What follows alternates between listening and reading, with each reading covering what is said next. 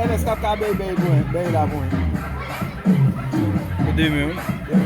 Sabe que eu tenho lá? Quando eu sabe que eu tenho.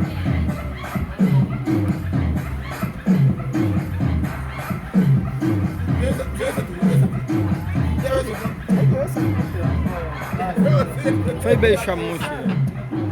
Você sabe que me beija muito?